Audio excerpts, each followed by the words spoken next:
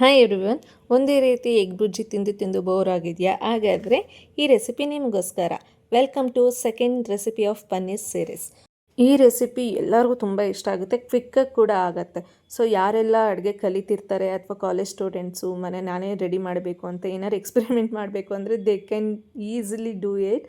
ಮಾಡ್ಬೋದು ಬೇಗ, ವಿತಿನ್ 10 ಮಿನಿಟ್ಸಲ್ಲೇ ಆಗೋದ್ರಿಂದ ಎಲ್ಲರಿಗೂ ಇಷ್ಟ ಆಗುತ್ತೆ ಕೂಡ. ಸ್ಪೈಸಿಯಾಗಿರುತ್ತೆ, ಡಿಫ್ರೆಂಟ್ ಟೇಸ್ಟ್ ಕೂಡ ಸಿಗುತ್ತೆ. ಪನ್ನೀರ್ ಅಂದರೆ ಯಾರಿಗಿಷ್ಟ ಇಲ್ಲ ಹೇಳಿ, ಎಲ್ಲರಿಗೂ ಇಷ್ಟ ಆಗುತ್ತೆ.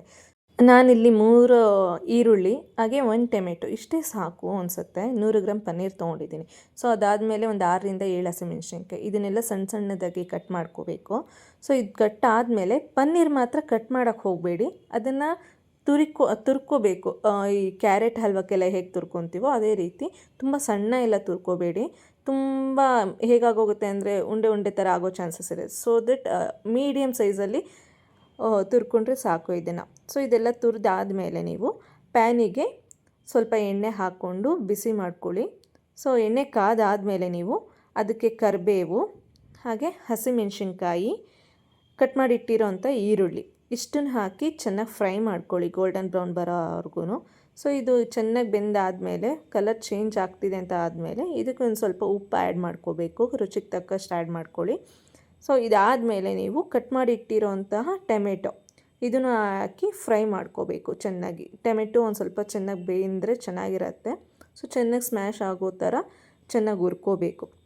ಇದು ಹುರ್ಕೊಂಡಾದಮೇಲೆ ನೀವು ಇದಕ್ಕೆ ಒಂದು ಸ್ವಲ್ಪ ಅರಿಶಿನ ಪುಡಿ, ಒಂದು ಸ್ವಲ್ಪ ಚಿಲ್ಲಿ ಪೌಡರ್ ಬಿಕಾಸ್ ನಾನು ಆಲ್ರೆಡಿ ಚಿಲ್ಲಿ ಹಾಕ್ಕೊಂಡಿರೋದ್ರಿಂದ ನಿಮ್ಗೆ ಎಷ್ಟು ಬೇಕೋ ಅಷ್ಟು ಖಾರ ನೋಡ್ಕೊಂಡು ಹಾಕ್ಕೊಳ್ಳಿ. ನಮ್ಮನೇಲಿ ಸ್ಪೈಸಿ ತಿನ್ನೋದ್ರಿಂದ ನಾನು ಖಾರದ ಪುಡಿನೂ ಒಂದು ಸ್ವಲ್ಪ ಹಾಕ್ಕೊಂಡಿದ್ದೀನಿ. ನಾನಿಲ್ಲಿ 1 ಸ್ಪೂನ್ ಹಾಕ್ಕೊಂಡಿದ್ದೀನಿ, ನೀವು ನೋಡ್ಕೊಂಡು ಹಾಕ್ಕೊಳ್ಳಿ.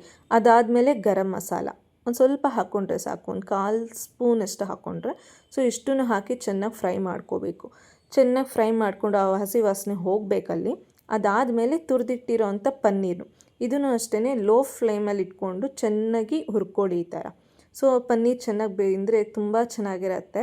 ಸೊ ಇದಾದಮೇಲೆ ಜಿಂಜರ್ ಗಾರ್ಲಿಕ್ ಪೇಸ್ಟ್ ಒಂದು ಸ್ವಲ್ಪ ಆ್ಯಡ್ ಮಾಡ್ಕೊಳ್ಳಿ. ಸೊ ಇದನ್ನು ಚೆನ್ನಾಗಿ ಮಿಕ್ಸ್ ಮಾಡಿಕೊಂಡು ಫ್ರೈ ಮಾಡ್ಕೋಬೇಕು.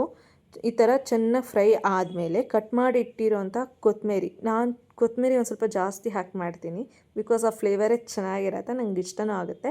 ಹಾಗಾಗಿ ತುಂಬ ಚೆನ್ನಾಗಿದೆ. ಇದನ್ನು ಟ್ರೈ ಮಾಡಿ ನೋಡಿ ಹೇಗಿತ್ತು ಅಂತ ನೀವೇ ಹೇಳ್ತೀರಾ. ಇದಕ್ಕೆ ಕಸ್ತೂರಿ ಮೇಥಿ ಹಾಕಿದ್ರೆ ಇನ್ನೂ ತುಂಬ ಚೆನ್ನಾಗಿರುತ್ತೆ.